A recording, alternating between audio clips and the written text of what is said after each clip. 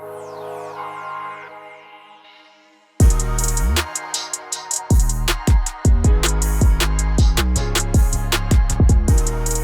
Jordan.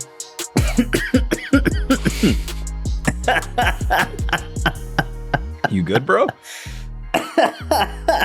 Literally could not have been better timing with I swallowed down the wrong pipe, immediately starts coughing as soon as the podcast starts. What's up, Michael? One take show. How you doing? Dude, I'm good, man. How are you?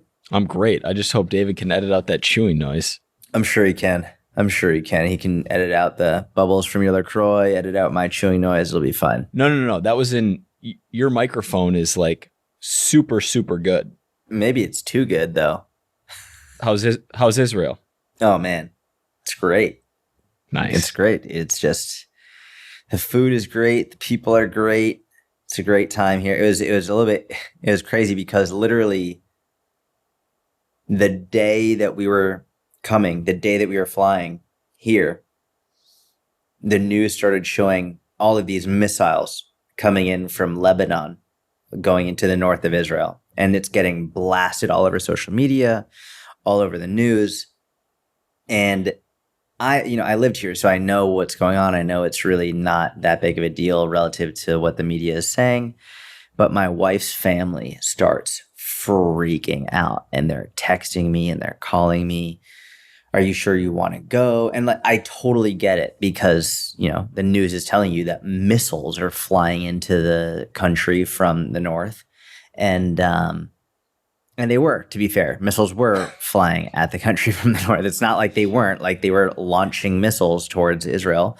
But Israel has unbelievable defense systems that I don't even think Americans realize probably how good the defense systems are in America. Like if missiles came, they would be able to completely disarm the missile in the air before it landed. Knock on wood, but yeah. Yeah. I mean, yeah. So it's called the Iron Dome. And so like 99% or 98% of the missiles don't even land.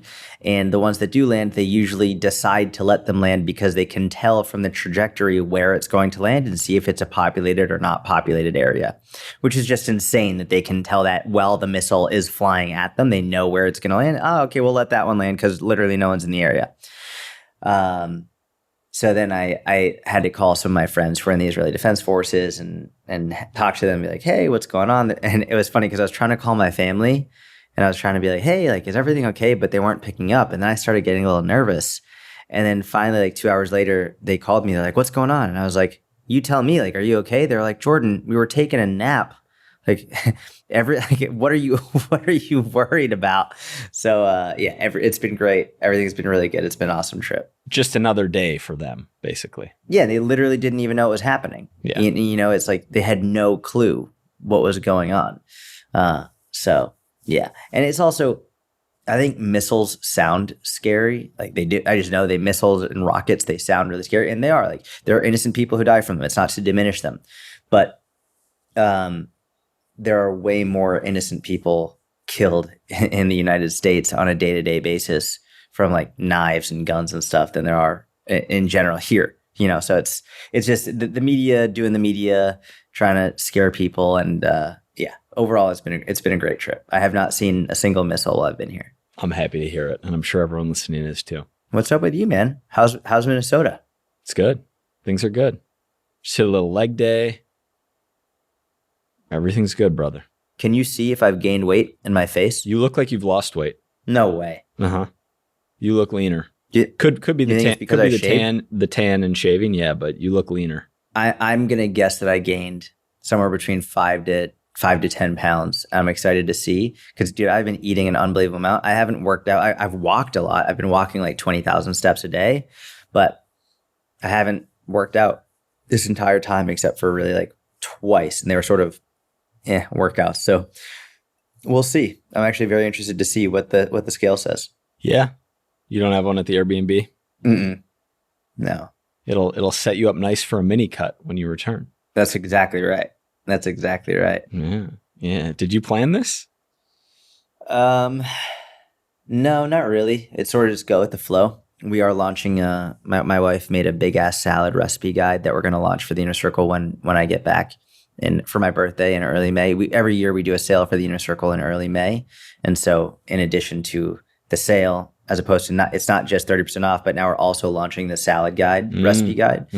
And we're actually, this is like, so my wife and I were talking about it the other day. Probably in September, October, we're going to do another guide, depending on how this one does. And it's going to be a mini cut recipe guide, because usually I do a mini cut every summer, or like leading from the summer leading into the fall. I lose about between 5 to 12 pounds, depending on how fat I've let myself get. And she's going to make a recipe guide with all of my favorite recipes that she makes when I'm cutting. And so that's going to be leading into that. So after the mini cut, we'll have that recipe guide come out. If you didn't have a business, do you think that you would still follow the same cadence in terms of like 2 mini cuts a year and like the duration of them? Because we talk about this in the mentorship extensively, like documenting your own fitness progress, especially leading up to a launch, is something that can be really beneficial for the success of that launch. Do you think you'd still structure your like annual body comp management in the same way if you didn't have like a November and a May sale every year? 100%. Yeah, absolutely. You do it exactly the same? Yeah, I would probably do it exactly the same, just because this is my maintenance. My maintenance is about, it's within like 3 to 4% of my lowest. So my lowest weight is generally like 145, 146. And so if I get up to like 155 or so, that's when I start to be like, okay, now I'm at the top range of really where I want to be. And so anytime I get there, then cool, I'll just do a little mini cut, 4 to 8 weeks, and then I'll cut back down. And that's just because that's where I feel best. I know it's healthiest for me, and also where I perform better in jiu-jitsu. So the only difference would be I wouldn't make it public. And actually, I didn't make it public for years until I was like, you know what? I'm just going to do this one publicly and show people what it looks like. I would do it without weighing myself. If I wasn't doing it publicly, I wouldn't weigh myself. I just would know what to do, and I would lose the weight, and then I would be fine. But the whole reason I bought a scale when I was living in New York City, I remember, I think it was 2018 or 2019. I called it the Just Another Muggle Challenge. It was a mini cut where I just was like, I'm just another muggle. I'm going to show you how I lose weight. And I got a scale. Oh my God, I didn't buy a scale. I got sent a scale. A company had sent me a scale like a year prior, and as I didn't use it. And I was like, you know what, whatever, I'll just use it and show it. And after seeing the response to that, and then after seeing the response to my Big Mac challenge, in which people were freaking out over the scale, that's when I was like, wow, it makes so much more sense to show people when I'm doing this as opposed to just doing it on my own. For business. For business, correct. Yeah. That's interesting that you said you wouldn't weigh yourself if it wasn't to document for everyone to see, because I didn't know that. That's like one of the benefits of having done it so many times is, right? It's kind of like you want to intuitively eat, but you haven't put in the work to understand how to intuitively eat. Right. You've done enough cuts where you closely documented stats that you're like, okay, if I want to lose 10 pounds of fat, I can lose 10 pounds of fat in 6 to 8 weeks and do it where I'm not even like tracking that diligently and not tracking stats hardly at all. I can tell based on my hunger levels when I've reached about 145 to 146 pounds. I just based on my hunger levels and based on how much I'm thinking about food, I know. I don't need the scale to tell me that, just because I've done it so many times. So yeah, it's very much intuitive now that I've taught myself that. How about like a good stomach pinch? You ever do that as a metric of progress? For me, it's more, I have a certain pair of jeans that I wear that I know when those jeans, I have a pair that's when they're tight, that's an issue, and a pair that when they're falling off me, it's like, okay, cool, I know that I'm at the lowest that I want to go. But you do the stomach pinch? More visual, more visual in the mirror. I was kind of referencing throwbacks to inside jokes from years ago that we don't necessarily need to publicize, but no, for me personally, the mirror largely, and I'll jump on the scale out of curiosity now and again, but Yeah. You don't really do mini cuts, right? You're just pretty much the same all year. No, I wouldn't say that. In like, I don't remember when exactly it was. I want to say January into February, I had 4 to 6 weeks in a deficit after sitting on the beach and looking down at I think I told the story in the podcast, and I was like, this is unacceptable for me. And but they're not planned. They're similarly, I wouldn't call it within a weight range, but within a body fat percentage range. And it's like, okay, if I'm on the upper end of that, where it's like, all right, let's clean this up a little bit. Boom, do it. Yeah, 4 to 6 weeks. Or the famous story of when you tried putting pants on and bro, your pants didn't fit. My suit pants didn't fit. I was like, that was wild. That was spring of 20. That was like 1 year into COVID. Exactly.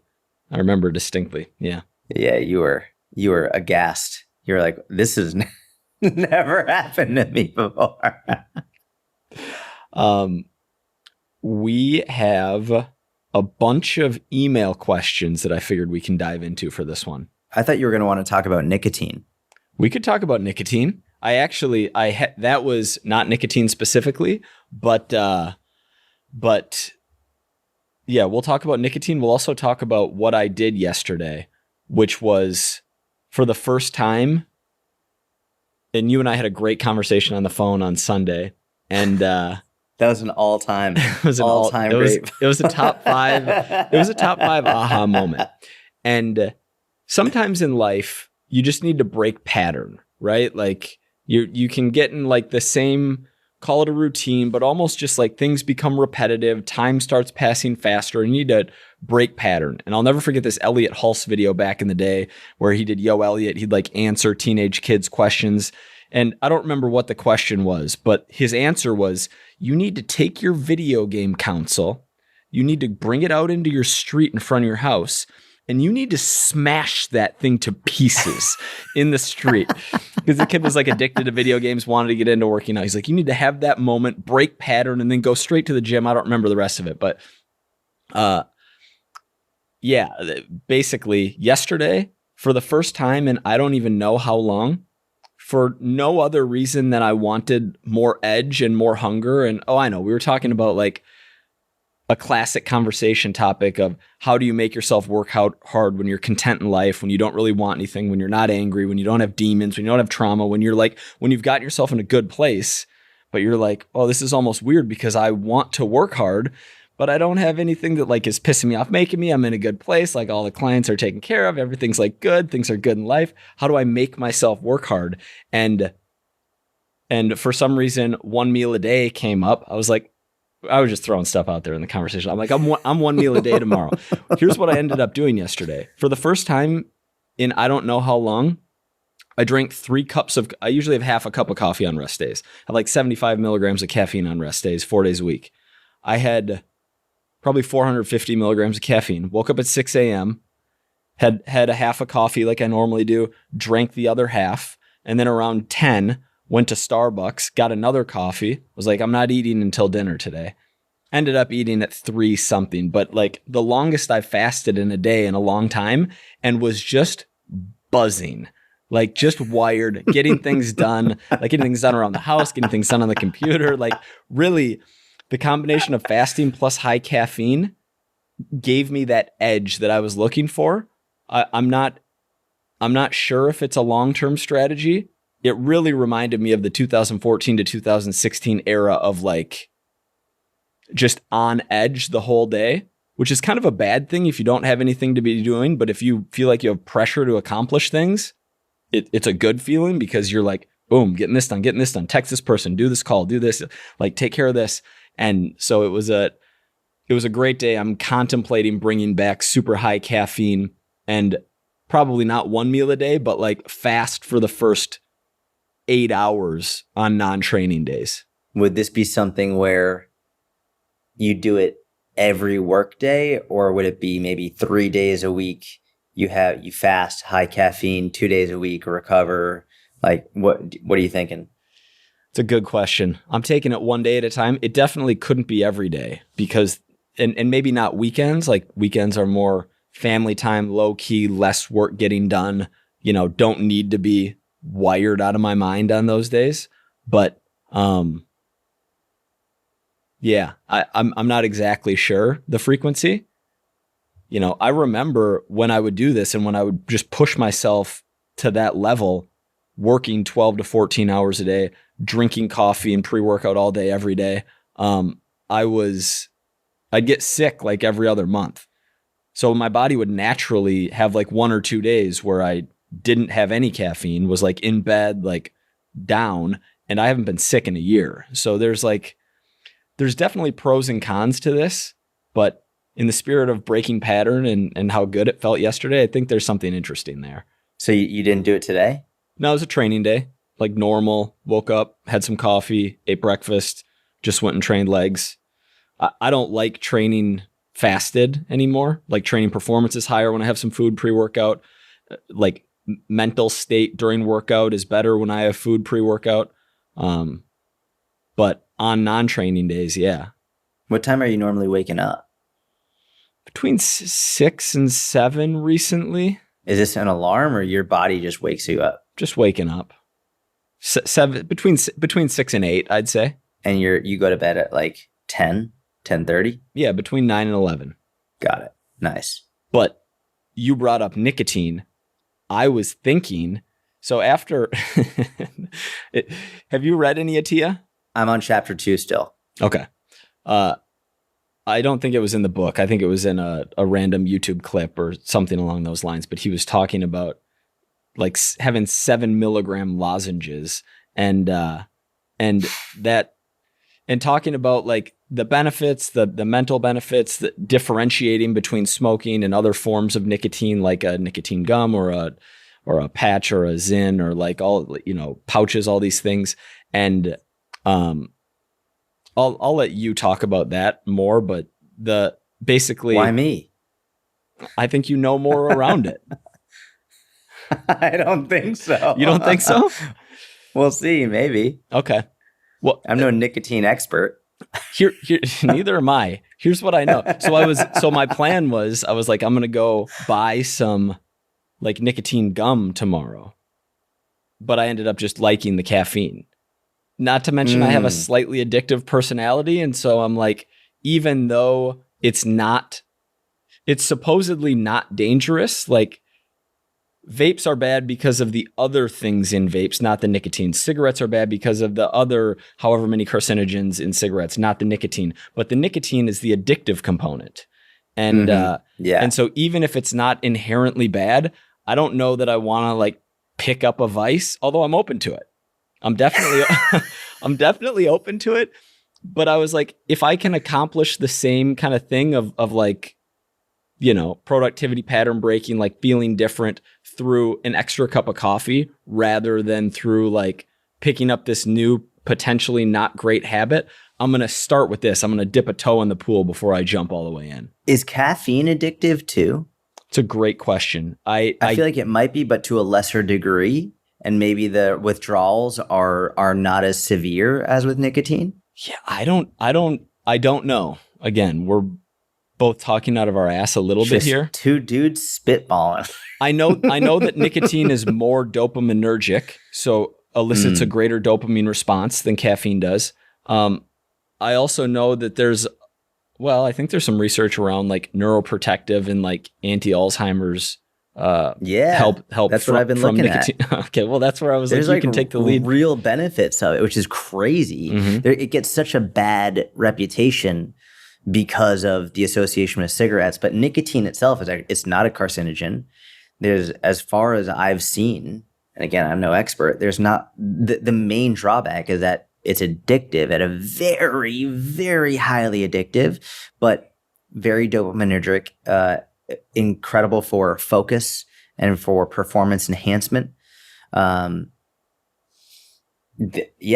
terms of there might even be cancer prevention benefits, Alzheimer's prevention benefits. Like this is real like stuff that I've seen around it. Again, I haven't been diving. Maybe we should ask ChatGPT to send us the studies. Let's not. ChatGPT thinks that all fiber has 0 calories. We're not. ChatGPT is an unreliable source of. Unless you really know what you're talking about and you can lead the questions properly.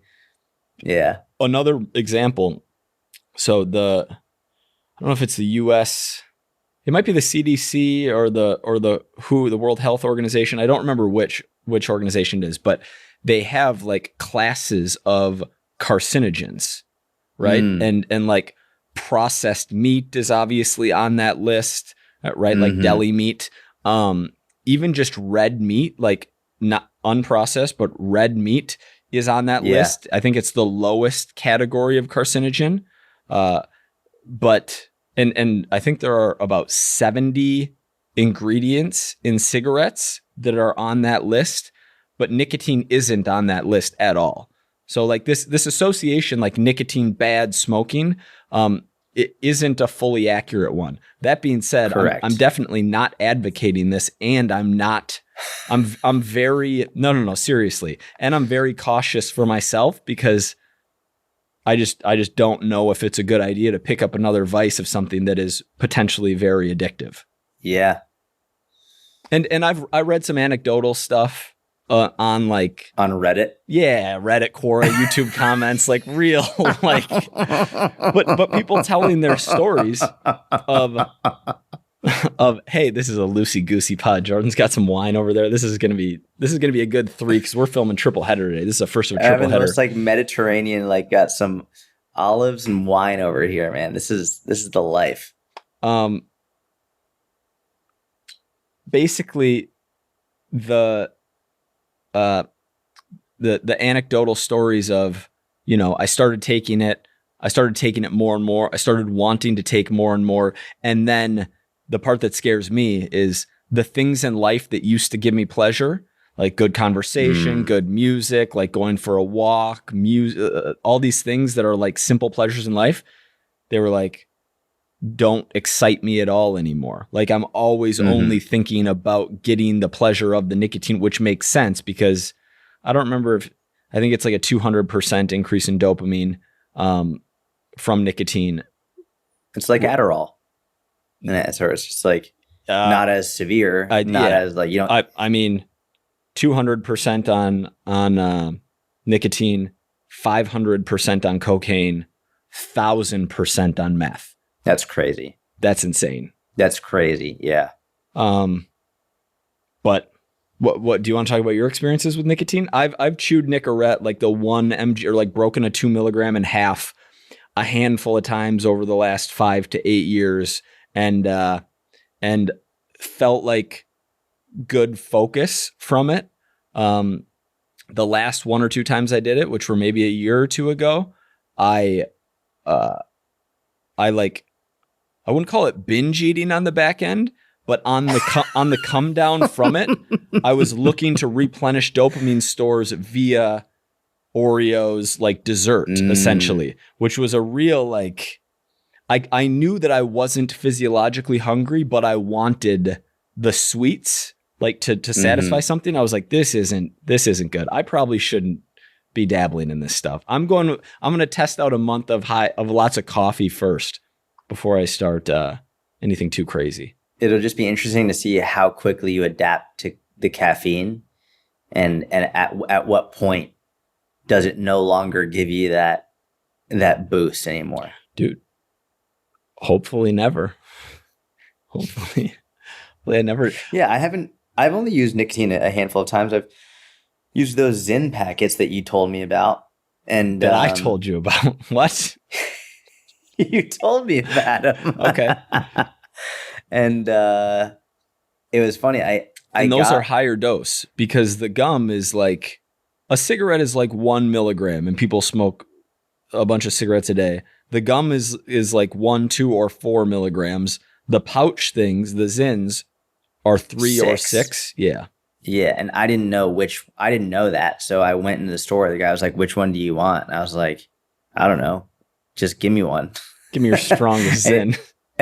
I didn't even, I don't know, just give me one. He just grabbed one and gave it to me. And then I think I either sent you the picture or you asked me how much, and that's when I looked and you were like, oh man, break it in half. But I can't break it in half because it's like a little pouch. But I've only taken it a few times, and it was funny because I used it once and then my wife found it in my pocket and she threw them out. Cause like she was Classic. just like, this is just bad. Like and then she got mad at me. She was like, why didn't you tell me? And I was like, it's just, and then I had this conversation and I was like, I wasn't hiding it. It was just in my pocket. And then I got it again. I'm sorry to interrupt. Let me real quick though. I think I was surprised how loosely you dove into this conversation because you're so good at understanding public perception of topics. And I'm pretty sure your wife's reaction is 98% of people's reaction. Other than like dudes 15 to 30, I think this is 98% of people's reaction is like nicotine, very bad, never do it, don't promote it. Yeah, dude, I bet that over the next 1 to 3 years, we're going to see a lot more come out about nicotine in the same way that we've seen creatine come out and people talking about creatine. I said a prediction. Maybe I'm wrong, but that look you're giving me tells me that you think I'm an idiot. But like that's my prediction, especially with I've seen a number of very, very, very smart people in the not the fitness industry but the medical world and like the science-based world talking about it with very openly and very from actually a very positive perspective. And it's funny, what's interesting is that you can even look at this package, right? The pack. If you look at a package of cigarettes or you look at a package of dip, you look at a package of tobacco, it all says it says this will give you cancer. This can kill you. Skull and crossbones. So we know like there are these products, they require you to say things like that. For nicotine, the main thing, it's addictive. But like we've been talking about, it's not, there haven't been anything that shows it's going to cause cancer, it's a carcinogen, any of that. And again, I'm not saying I know a ton about this, nor am I suggesting anybody do it.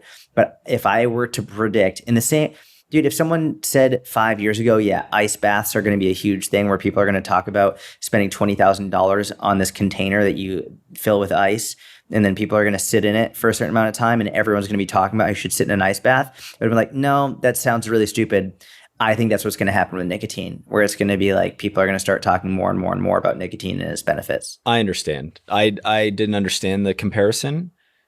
You're saying that people are going to start talking about it more. It's going to become more popular in both science and just pop culture, et cetera, in general. Yeah. Yes. Yeah. The thing about ice baths and creatine is the majority of people don't like think about them. Like your average person walking down the street doesn't think about either of those, whereas everyone's heard of nicotine. Correct. Yeah. And the association is cigarettes, which kill you so bad. Mm-hmm. And I think we'll start to see, especially as, you know, I think one of the reasons we hear about ice baths so much is because people are looking for new types of content to make content around, because they've made content about everything. And so if something new comes around, and they'll jump at the opportunity to talk about it, because then they'll be the first one with that new content. It'll get people interested. I think that's why people talk about ice baths so much.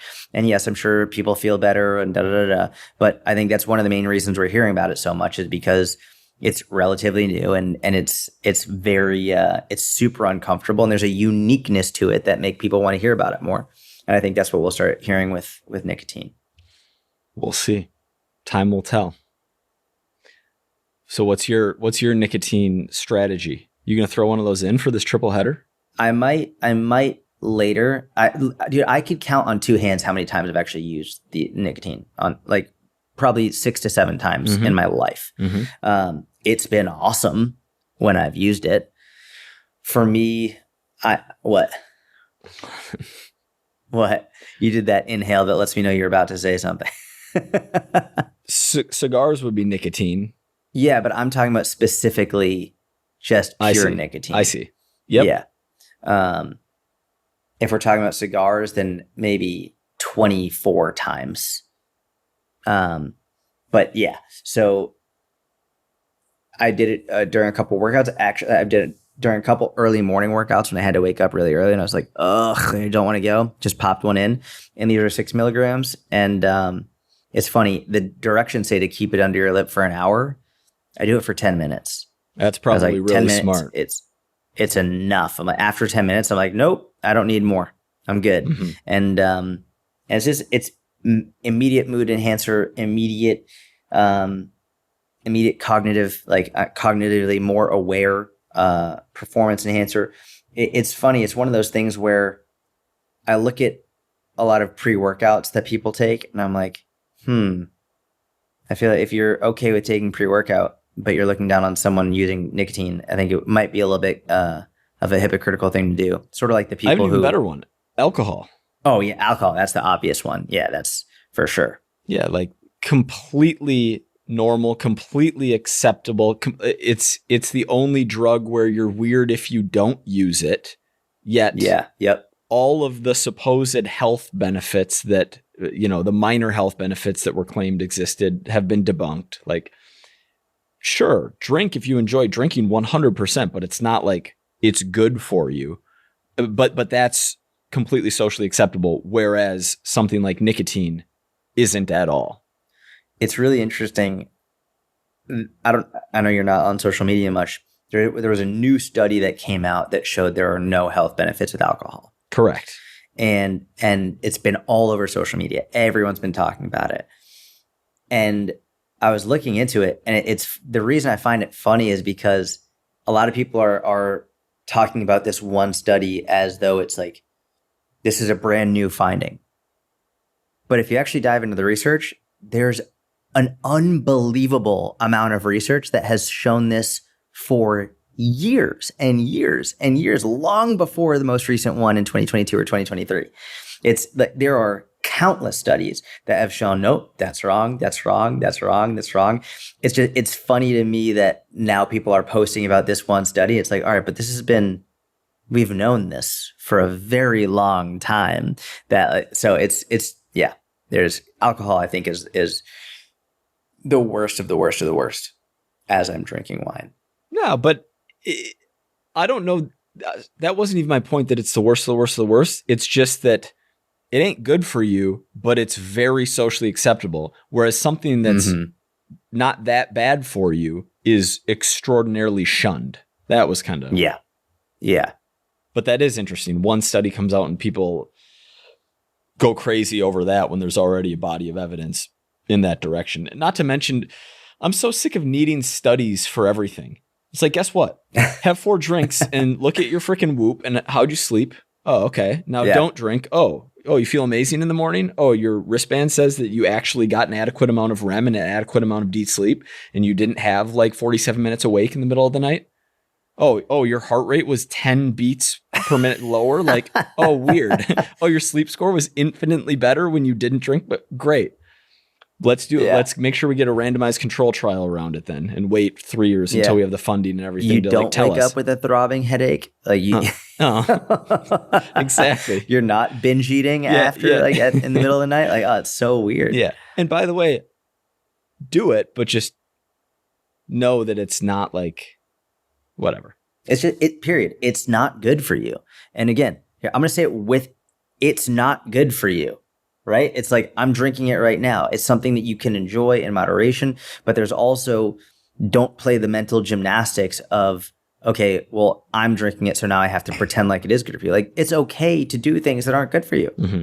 It's okay to do that. Like, it's your body. You get to choose what you do, but don't play mental gymnastics, especially if you're putting it out there and tell people, oh, no, it's okay for me because no, it's not good, but it is what it is. I love it. Good combo. Where should we go from here? You tell me. I know you said we had some email questions.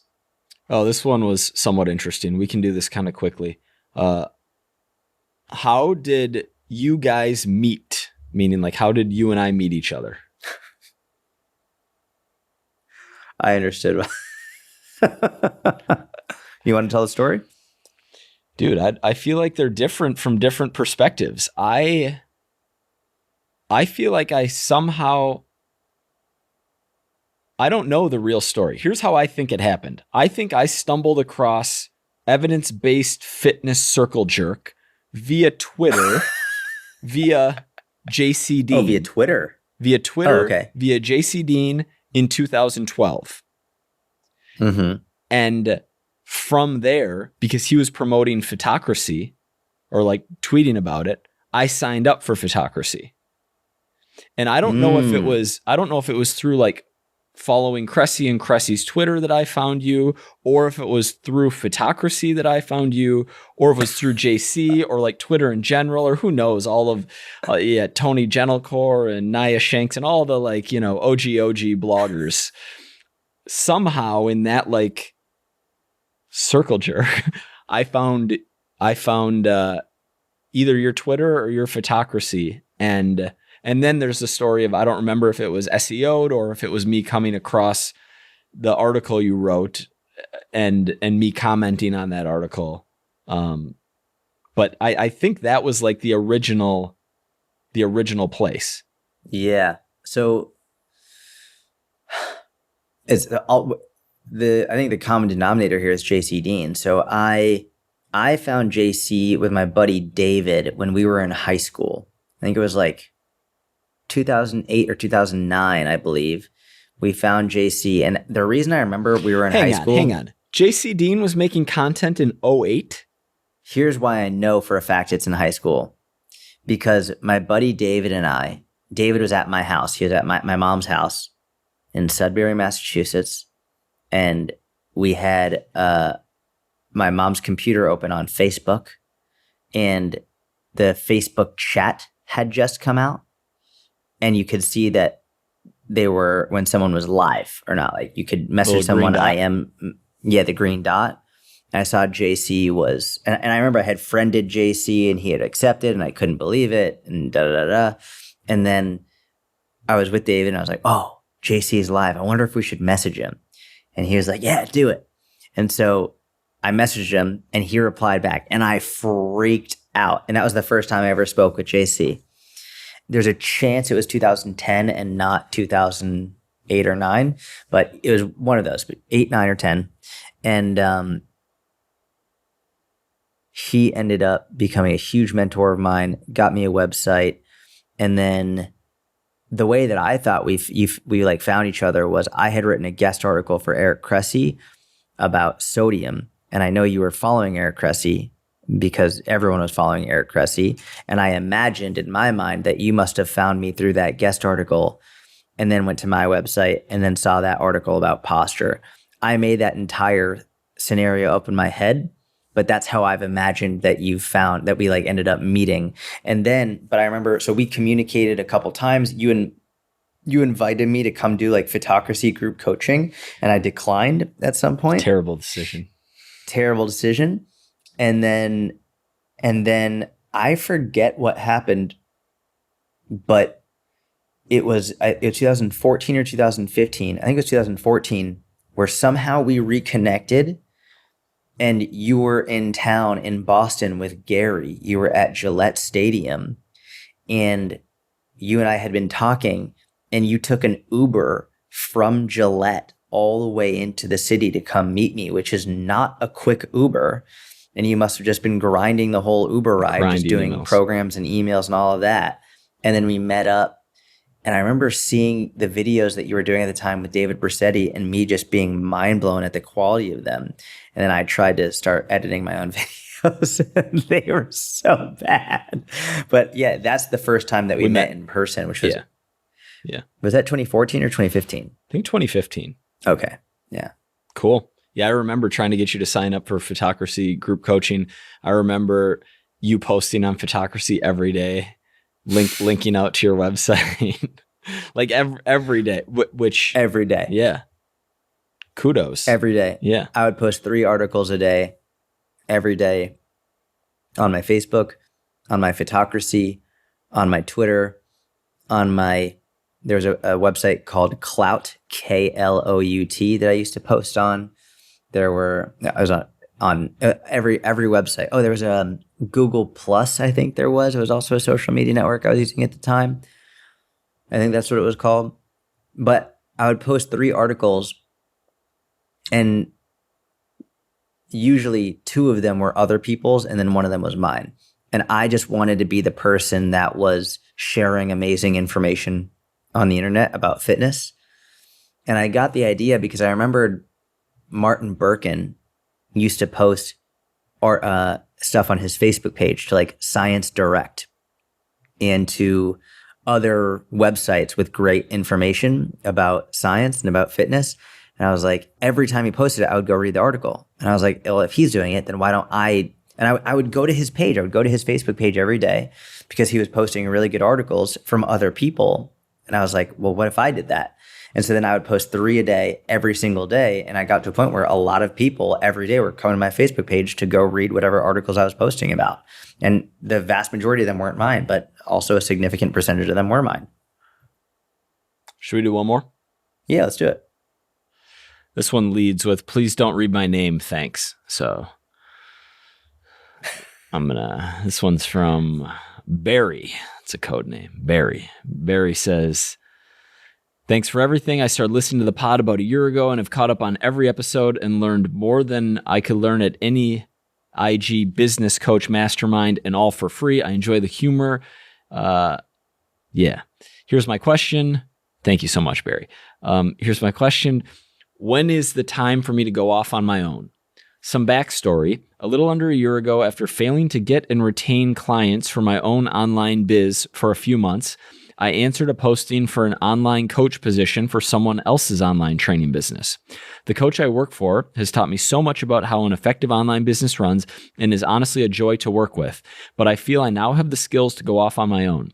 The business I work for pays me about 1/3 of what the client pays, and I know I could have fewer clients and serve them better while making more money if I went off on my own. Here's the dilemma. I really like the business owner as well as the other coaches I work with, and I like the collaborative nature of our team calls. The head coach/owner has a large following as well, which generates a lot of leads that I may not otherwise get with my small but active following. I don't want the owner to feel like I use them to learn as much as possible and then leave them high and dry.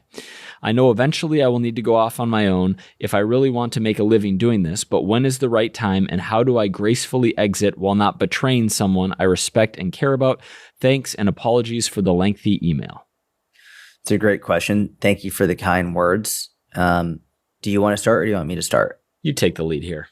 So it's a really good question. It's also very difficult. First, I think we should talk about the principle and sort of understanding of the nature of the industry and understanding that I like that near the end you said, at some point you're going to have to leave. There's nothing to feel bad about with that. I think that one of the most important things for any gym owner to know is that the nature of this industry is that people will start working for you, and then they'll work for you for a certain amount of time, and then they're going to leave. And oftentimes they're going to take clients with them. This is the nature of the fitness industry. And also the more I get into the business world, even outside of the fitness industry, this is a very common thing that happens in all ends of business. And especially now, we're seeing with, the Great Resignation, but also people are realizing they have their own opportunities and people are able to start their own businesses from their phone. We're just seeing more and more and more people being able to have a very successful, happy life and great work-life balance on their own rather than working for someone else and getting 1/3 of what the customer is actually paying. So I wouldn't feel bad about this. I think it's normal. And for whatever it's worth, this is why if you're a coach and you're looking to hire, or you're a business owner and you're looking to hire coaches, I would be very cautious with the type of person you hire. If you're a coach and you hire a young, it doesn't even have to be young, but we'll say a young, hungry individual who probably wants to own their own business one day, you might not want to hire that person because odds are they're going to end up leaving and taking a lot of clients. I think probably I have 2 amazing hires. I have a lot of amazing hires, but I have 2 amazing hires in my life that changed my life forever. Number one is Susan, changed my life forever. And I knew from she didn't want her own business. She didn't want her own business. She was burnt out. It's great. You have all of the knowledge. You're unbelievably smart. You're unbelievably well-spoken. You're an amazing coach and you don't want your own business. This is perfect. Same thing with my assistant, Kat. Kat was a previous client of mine, as was Susan. Very smart, knew what she was doing, and she didn't want to own her own business. So both worked out very well, in which I knew what I was getting into because I had the foresight to understand if I did hire a young, hungry coach, they probably would end up leaving at some point. So with that being said, I don't want you to feel bad about it. In terms of when is the right time to leave, it's a very difficult answer, but I think the easiest way for me to answer this as generally and as accurately as possible would be I would not leave until, number one, you have enough savings for at least, on the low end, 6 months to a year of living your current lifestyle with some safety in there. And that's on the low end, 6 months to a year. And I also would not leave until you have enough current clients to match what you need to currently live on your monthly income. So start bringing in clients on your own, on the side, outside of the business that you're currently working in, from your own online coaching program. And once you have enough clients to match what you need to live on, that's when I would say it's a pretty good, a safe time to leave. What do you think, Mike? Do you agree, disagree? What are your thoughts? I think it's a great answer. I think I agree with everything that you said. What I will add and emphasize is